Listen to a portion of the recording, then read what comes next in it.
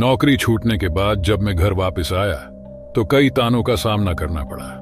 दोबारा से परिवार के माहौल में ढलने में मुश्किल भी हुई, पर सबसे ज्यादा तकलीफ तब हुई जब घर वालों ने मेरे पलंग को ही भेज दिया था। तब मेरे बड़े भैया ने मुझे कुछ पैसे दिए कि मैं एक नई खाट ले आऊं, मगर जिनते पैसे थे उसमें एक पुरानी खाट भी नहीं आ सकती थी।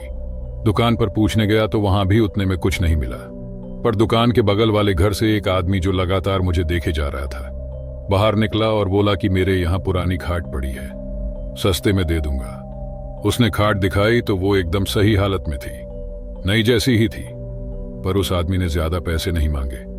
ये देखकर मुझे हैरानी हुई, मगर अपना फायदा होते हुए देख मैंने कुछ नहीं कहा।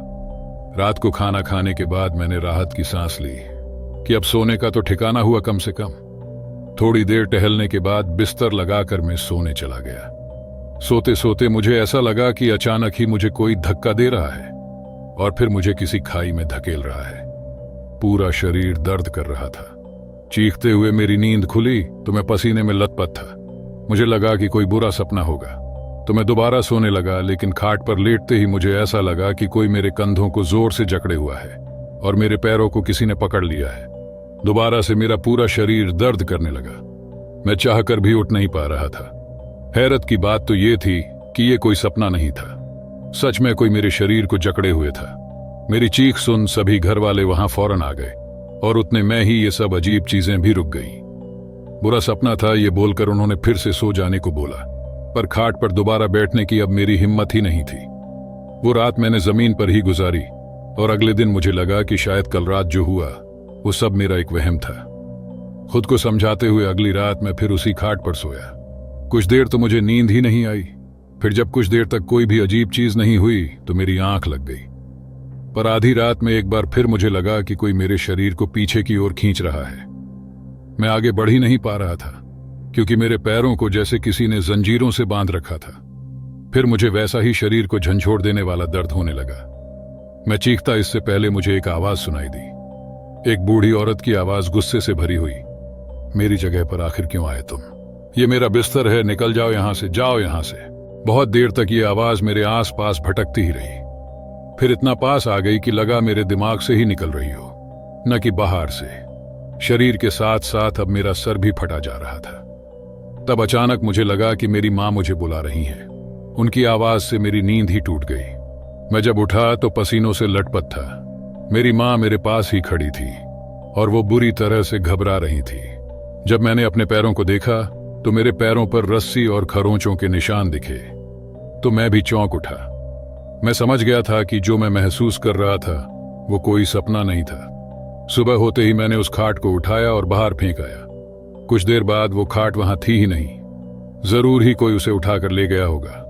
अगली रात भी मैंने जमीन पर गुजारी, लेकिन उस खाट का ख्याल मुझे सोने ही नहीं दे रहा था। थोड़ी बहुत नींद लेकर सुबह उठा तो उस खाट के साथ एक आदमी भी घर के बाहर मिला, जो कि गुस्से में भरा हुआ था कि आखिर क्यों मैंने इतनी खतरनाक खाट यूं ही खुले में बाहर छोड़ दी थी। झटके, दर्द और बुरे सपने क्या कुछ नहीं देती थी ये खाट? ये सब बोलकर वो खाट वहीं छोड़ गया। मुझे इतना तो समझ आ गया था कि ये मेरा वहम नहीं है और इस खाट में वाकई कुछ गड़बड़ है। मैं उस खाट को अंदर ले गया और दोबारा उस पर सोने का सोचा ताकि पता कर सकूं कि आखिर वो आवाज किस बूढ़ी औरत की थी। लेकिन ये मेरी जिंदगी की सबसे बड़ी गलती थी।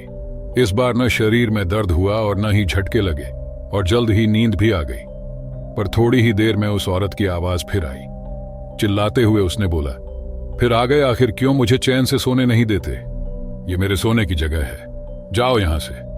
ये सुनते ही फिर मेरे शरीर में दर्द होने लगा।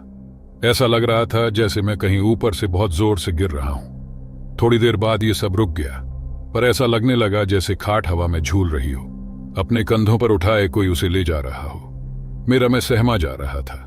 डर ने जैसे चारों ओर से मुझे घेर लिया हो। मैं नींद में था फिर भी सब महसूस कर पा रहा था। अचानक मेरी सांसें घुटने लगी। मैंने सर नीचे करके देखा तो खाट के चारों ओर आग लगी हुई थी। मैंने चिल्लाने की कोशिश की मगर गले से आवाज ही नहीं निकल रही थी। लेकिन उसके कुछ ही पलों बाद मेरे हाथ और पैर आजाद हो गए। मैं तुरंत उठकर बैठा, लेकिन मैंने जो देखा उससे मेरे रोंगटे खड़े हो गए। एक डरावनी सी बूढ़ी औरत ठीक मेरे सामने बैठी थी। उसे देखते ही मैं चिल्ला उठा, और मेरी नींद टूट गई। हाँफते हुए मैं चारों तरफ देखने लगा, पर सब एकदम नॉर्मल था। बस मेरे पूरे शरीर घाव थे।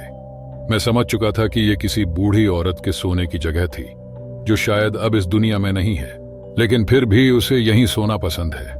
अगली सुबह मैं दोबारा उस खाट को उसी आदमी को दे आया जिससे इसे खरीदा था। उसे इन सब चीजों के बारे में बताया तो ये मालूम हुआ कि उसकी मां ने कुछ ही दिन पहले इस खाट पर दम तोड़ा था। उसके बाद से वो खाट उसने अपने कमरे में ही खाली पड़ी रहने दी, ताकि उसकी मां अब चैन से सो सके। चाहे जो भी हो, मैं उस खाट के भयानक एक्सपीरियंस को कभी नहीं भूल पाऊंगा। ऐसे और भी डरावने और सच्चे वीडियोस के लिए मेरे चैनल को सब्सक्राइब कर लीजिए।